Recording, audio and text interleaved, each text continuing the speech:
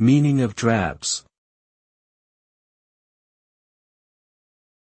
Drabs. Drabs. Drabs. Drabs. The word drabs can have multiple meanings depending on the context.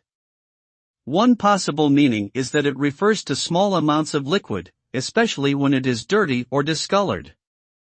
Another possible meaning is that it refers to a dull or lifeless person or thing.